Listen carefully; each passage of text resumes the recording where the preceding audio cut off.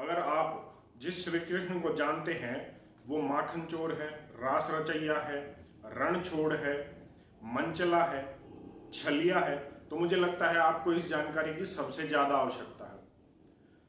आप जानते हैं कि श्री कृष्ण की 16,000 पत्नियां नहीं थी, उनकी सिर्फ एक पत्नी थी जिनका नाम रुक्मणी था। क्या आप जानते हैं कि श्री कृष्ण माखन चोर नहीं थे, उनके घर में सबसे बड़ी गौशाला थी जिसमें हमारे शास्त्रों के अनुसार 2.5 लाख से ज्यादा गायें थी। क्या आप जानते हैं कि वो रण छोड़ नहीं थे, वो सबसे बड़े महान कूटनीतिज्ञ थे जिन्होंने बिना हथियार उठाए अधर्मी कौरवों को जो है हराया था, उनका विनाश किया था और धर्म का पालन करने वाले पांडवों को विजय दिलाई थी। क्या आप जानते हैं कि वो तालाब से लड़कियों के कपड़े उठाने वाले नहीं हैं, वो प्रतिदिन 2 समय संध्या उपासना करने वाले हैं और प्रतिदिन 2 समय वो हवन यज्ञ करते थे। क्या आप जानते हैं कि श्री कृष्ण मंचले नहीं थे, वो योगी राज थे और ऐसा उनको इसलिए कहा जाता है कि जब वो युद्ध से लौट कर आए तो उनकी पत्नी रुक्मणी जी ने कहा कि उन्हें अब संतान प्राप्ति की ओर सोचना चाहिए। तब उन्होंने अपने जैसी ही एक ओजस्वी तेजवान संतान प्राप्त करने के लिए 12 साल तक अपनी पत्नी के साथ ब्रह्मचर्य का पालन किया था और उसके बाद अपनी जैसी ही एक तेजस्वी जो है संतान प्राप्त की थी जिसका नाम था प्रद्युम्न।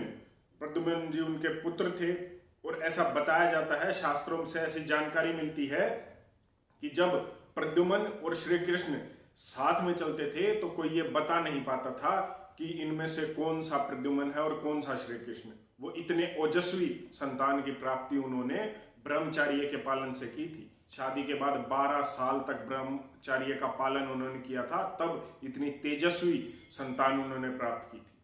कैसा महापुरुष जो है मंचला हो सकता है, रास रचैया हो सकता है। ये सब आरोप हैं जो हमारे इस महापुरुष पर लगाए गए हैं ताकि हमारे इतिहास को खराब कर दिया जाए और हमारी आने वाली नस्लों, हमारे बच्चों को खराब कर दिया जाए।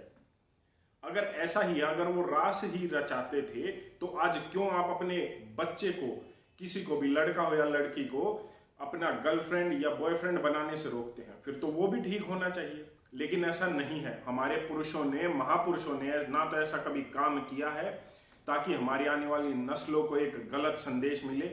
इतना जरूर है कि कुछ षड्यंत्रों के कारण, कुछ मिलावटों के कारण हमारे शास्त्रों में मिलावट कर दी गई है और हमारे जो महापुरुष हैं उनके बारे में इतना गलत दर्शा दिया गया है ताकि हमारी आने वाली पीढ़ी को कोई भी मार्गदर्शन नहीं मिले, वो एक गलत रास्ते पर चल पड़े।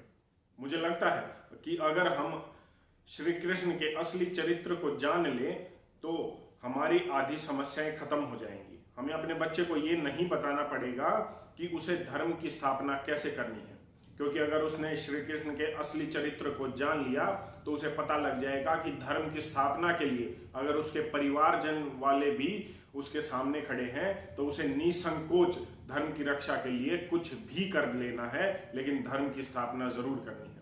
हमें अपने बच्चे को, अगर श्री कृष्ण का चरित्र हमने उसे बता दिया तो हमें उसे ये बताने की जरूरत नहीं पड़ेगी कि किसी लड़की को किस नजर से उसे देखना चाहिए। मेरा सिर्फ इतना अनुरोध है कि धर्म संस्थापक योगीराज श्री कृष्ण के असली चरित्र को जाने। वो कोई रास रचैया नहीं थे, मंचले नहीं थे। अरे अगर असली ग्रंथ हम पढ़ेंगे तो हमें पता लगेगा क्योंकि कितने तेजस्वी थे, कितने बलशाली थे। उन्होंने अपने मामा कंस को मल्ल युद्ध में हराया था। एक मंचला व्यक्ति कभी भी ऐसा नहीं कर सकता। हमें इन षड्यंत्रों से बाहर आना होगा, अपने असली ग्रंथों को पढ़ना होगा ताकि आने वाली पीढ़ी हमारे महापुरुषों से संदेश लेकर एक अच्छे समाज का निर्माण करे। हमारे बच्चे चरित्रवान हो श्री कृष्ण की तरह, जो उनका असली चरित्र है। इसी कामना के साथ आपको जन्माष्टमी की हार्दिक शुभकामनाएं। जय श्री कृष्ण।